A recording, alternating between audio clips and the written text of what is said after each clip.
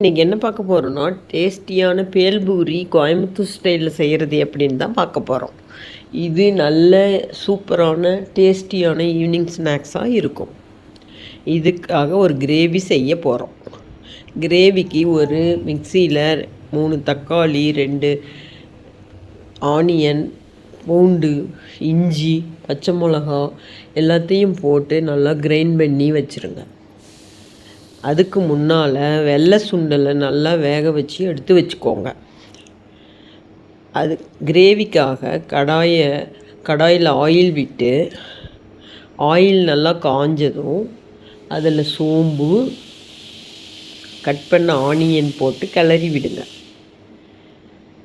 கருவேப்பிலை, உப்பு தேவையான அளவு போட்டு நல்லா ஃப்ரை பண்ணுங்க. ஆனியன் ஃப்ரை ஆனதும் நம்ம அரைச்சி வச்சுருக்கிற மசாலாவை அதில் ஆட் பண்ணி கொதிக்க விடுங்க. அதில் நம்ம சக்தி சிக்கன் மசால், சக்தி சீரகத்தூள், மஞ்சத்தூள், மிளகாத்தூள் ஆட் பண்ணி பச்சை வாசம் போகிற அளவுக்கு கொதிக்க விடுங்க.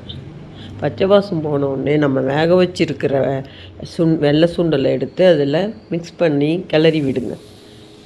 கிரேவிக்கு தேவையான அளவு தண்ணீர் விட்டு நல்லா கொதிக்க விடுங்க. அதில் ஒரு ஸ்பூன் கார்ன்ஃப்ளவர் தண்ணீர் விட்டு கரைச்சி மிக்ஸ் பண்ணி கிளறி விடுங்க. அவ்வளவுதான், பேல்பூரிக்கு தேவையான கிரேவி ரெடி.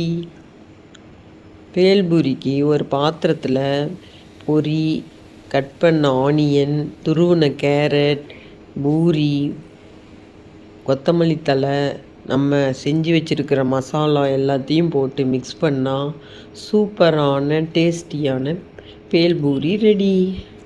சர்வ் பண்ணும்போது நம்ம மிக்ஸ் பண்ணி வச்சுருக்கிற பேல்பூரியில் மசாலாவை ஆட் பண்ணி, கட் பண்ண ஆனியன், கேரட்டு, கொத்தமல்லி தழை தூவி சாப்பிட்டா சூப்பரான டேஸ்டியான பேல்பூரி ரெடி.